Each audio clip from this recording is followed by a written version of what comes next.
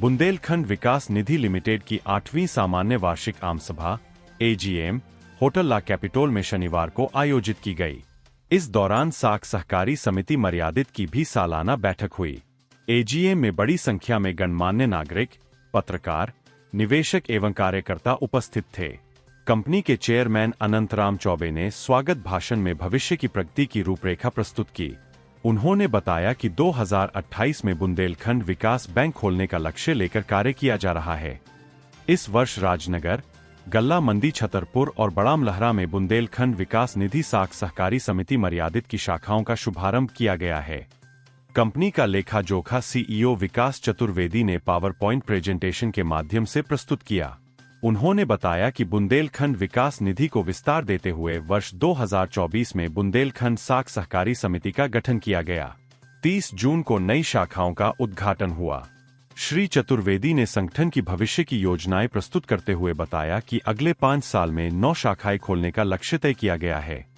वे बुंदेलखंड के पिछड़े क्षेत्र में अपने काम को बढ़ाकर विकास की ओर ले जाने में अपनी भूमिका का निर्वाह कर रहे हैं। उन्होंने स्टाफ के लिए प्रमोशन और रिटायरमेंट पॉलिसी तैयार करने की विस्तृत जानकारी देकर बिंदुवार समझाया। और जो वर्तमान में बैंकिंग है उसको भी बहुत अच्छे से देखा है, इसलिए आपसे बेहतर मार्गदर्शक मुझे नहीं लगता पूरी छतरपुर में कोई होगा। मेरे फादर स्टेट बैंक में है, लेकिन उन्होंने पुरानी बैंकिंग देखी है और नई बैंकिंग नहीं देखी। आज स्टेट बैंक ऑफ इंडिया का जो टेक्नोलॉजिकल डेवलपमेंट है बहुत शानदार है। मैं आपको बता दूं कि मेरे पास सेंट्रल बैंक का भी सेटअप है, HDFC बैंक का भी सेटअप है, कोटक महिंद्रा का भी सेटअप है, लेकिन योनो SBI जो काम करता है वो कोई बड़ी-बड़ी नेट बैंकिंग भी नहीं कर पाती। और जिसमें सेंट्रल बैंक का तो इतना यथार्थिक सेटअप है कि कई बार तो OTP लेने में ही पता चला 5 मिनट निकल जाते हैं और टाइम खत्म हो जाता है, OTP नहीं आता उनका। तो निश्चित तौर पर आप जैसे वरिष्ठ लोगों का मार्गदर्शन हमारे लिए बहुत बड़ा संबल है।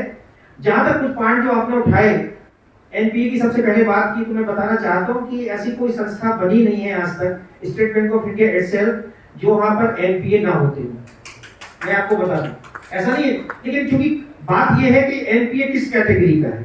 हम लोग जो लोन देते हैं वो कई बार ऐसा होता है कि 2 महीने 3 महीने 4 महीने वो डिले हो जाता है, लेकिन इस तरह से हमारी जो टीम है पूरी की पूरी, जिसमें हमारे अवस्थी जी हैं, आशिफ भाई हैं और भी उनकी टीम है, सारे लोग, मतलब रिकवरी एक्चुअली एक ग्रुप का एक टीम का विषय तो है, लेकिन पूरा ऑर्गेनाइजेशन हम लोग सब लोग उसके लिए काम करते हैं। तो उद्देश्य रहता है कि किसी भी तरीके से उस कस्टमर को पकड़े रखना, वो हमारे रेडार से बाहर नहीं जा पाता, ये गारंटी है हमारी। और कई बार तो ऐसा होता है कि हमें अगर 100 किलोमीटर भी जाना पड़ जाएगा तो हम 100 किलोमीटर जाते हैं। और 1-2 बार तो ऐसा भी हुआ कि कस्टमर रेडार से भी गायब हो गया तो उसको उठा लाए हम लोग, उसको हम लोग कहते हैं कि मुर्दे गड़े मुर्दे को खड़ा, हमने उसको खड़ा कर दिया और साहब आपसे रिकवरी करा दी। एक एग्जांपल दे रहा हूं मैं कि एक गवर्नमेंट स्कूल में एक चपरासी था, अहिरवार, रामदास अहिरवार। उसने लोन लिया, 2, 4, 5, 10 किस्तें उसने चुकाई, उसके बाद वो गायब हो गया। और गायब ऐसा हुआ कि उसके रिश्तेदार बताना नहीं चाहते थे कि वो कहाँ है, उसके लोग बताना नहीं चाहते थे कहाँ पर है। जो घर में रहता था वो घर भी बेच-बाच के भाग गया, कुछ नहीं पता चला। अब बड़े परेशान, कैसे मिलेगा वो। लेकिन जैसे मैंने बताया कि हमारे लोग इतनी एफिशिएंटली काम करते हैं, उन्होंने अपने जासूसों के माध्यम से, अपने नेटवर्क के माध्यम से ये पता लगा लिया कि वो साहब वहां पर्टिकुलर गांव में इस घर में रहता है। अब ये जैसे कोई स्पाई सैटेलाइट्स होते हैं और वो एग्जैक्टली पता लगा लेते कि ओसामा बिन लादेन किस घर में पाया जाएगा। तो उसी तरह से उन्होंने उसको पकड़ा और पकड़ के खड़ा कर दिया। अब जब खड़ा कर दिया तो उसने पैसा देना शुरू कर दिया। तो जब हम इतनी मेहनत करेंगे वहां जाकर तो कोई ना कोई, लेकिन मेरा ऐसा मानना होगी कि ये बनाई जाए। उद्देश्य यही है कि जब तक फिजिकली व्यक्ति एक्टिव है उसकी क्षमताओं का, उसकी ऊर्जा का पूरा उपयोग होना चाहिए। और कहीं ना कहीं उसको भी रिस्पॉन्सिबिलिटी रहेगी कि हमारे ऑर्गेनाइजेशन ने हमारा पूरा ध्यान रखा है, हमारे सम्मान का पूरा ध्यान रखा है। तो ये उद्देश्य यही है, एक परिवार की तरह एक भावना रहे, जिम्मेदारी हम एक दूसरे के प्रति महसूस करें, व्यक्ति संगठन के प्रति जिम्मेदार बने, संगठन व्यक्ति के प्रति जिम्मेदार बने, हम एक दूसरे के प्रति जिम्मेदार बने और हम सब मिलकर समाज के प्रति जिम्मेदार बने। इस उद्देश्य से ये जो पॉलिसी है, रिटायरमेंट पॉलिसी या प्रमोशन पॉलिसी बनाई गई है, आपके विचारार्थ रख दी गई है। इसकी कॉपीज भी मेरे पास है। आप सक्षम हैं, समझदार हैं, मुझसे ज़्यादा अनुभवशील हैं, आप लोगों के विचार बहुत आवश्यक है और इस पूरे प्रेजेंटेशन में यदि कोई चीज़ समझ में ना आई हो तो मैं आप लोगों के समक्ष। इस अवसर पर भारतीय स्टेट बैंक के रिटायर्ड मुख्य प्रबंधक वीरेंद्र श्रीवास्तव ने विस्तार से संगठन की वार्षिक रिपोर्ट पर चर्चा की। उन्होंने कहा कि जमा अग्रिम के क्षेत्र में बढ़ोतरी तारीफे काबिल है। कोऑपरेटिव क्षेत्र में भी आगे आने से उसका लाभ समाज को होता है। और उसके अंदर जो उन्होंने अपनी पूरी विकास निधि का विश्लेषण किया, निश्चित ही तारीफे काबिल है। इसके अंदर समाहित जो भी सेगमेंट्स होते हैं, जो भी खंड होते हैं बैंकिंग के, उन सभी खंडों का उन्होंने यहाँ पर विधिवत विश्लेषण प्रस्तुत किया। स्टार्टिंग से सन 2018 या 19 से जो प्रारंभ हुई थी, निरंतर ही इस विकास निधि ने उन्नयन की ओर अग्रसर अपने को रखा और प्रतिवर्ष जिन जिन क्षेत्रों में हम देखते हैं, या वो जमा का क्षेत्र हो या विविध अन्य बैंकिंग व्यवसाय के क्षेत्र हों, उन सब में इनकी उन्नति हर जगह पर दिखाई दी है। कोई भी संस्था के लिए जो उन्नयन होता है वह एक महत्वपूर्ण हिस्सा होता है उस संस्था का, और इस उन्नयन से ही उस किसी संस्था की जो विकास की गति है, विकास की ओर जो उन्मुख है, उन्मुख हो रही है, वह प्रतिलक्षित होता है। आज हमने इस पूरी बैलेंस शीट एनालिसिस में यहाँ पर उसका संस्था पूरी की पूरी लोगों के जो निवेश किए हुए पैसे चले गए। कई चिट फंड कंपनीज खुलती हैं, उनके बारे में भी आदमी नहीं देखता। ये अगर इस प्रकार की मीटिंग होती रहती है जहां पर हर चीज को स्पष्ट रूप से बताया जाता है और दिखाया जाता है कि देखिए हम क्या कर रहे हैं, और पूरा विश्लेषण करके उसकी प्रस्तुति की जाती है, तो उससे निवेशक भी जानता है कि we are in the safe hands, हम सुरक्षित हाथों में हैं।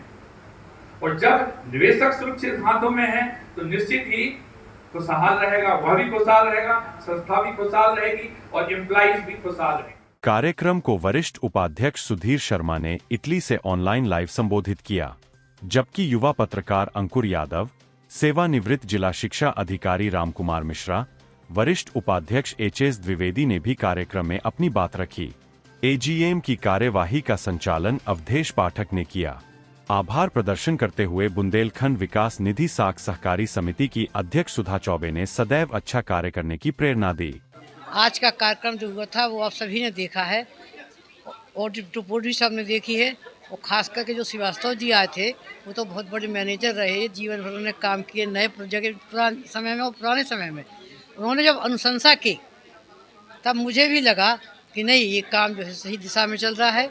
उसको यही शिक्षा बच्चों को दी जाती है कि काम करना है, आप भले आपको आमदनी ज़्यादा ना हो लेकिन आपका काम सही रहना चाहिए, आपके कार्यकर्ता संतुष्ट रहने चाहिए, उन्हें मेहनत और लगन से काम करनी चाहिए, यही सीख देते हैं। और जब कोई कार्यकर्ता, उनकी टीम अच्छी काम करती है और वो उसकी इज्जत करते हैं तो निश्चित ही संस्था जो है तो निरंतर वृद्धि करती है, इसमें दो कोई भी संदेह नहीं है।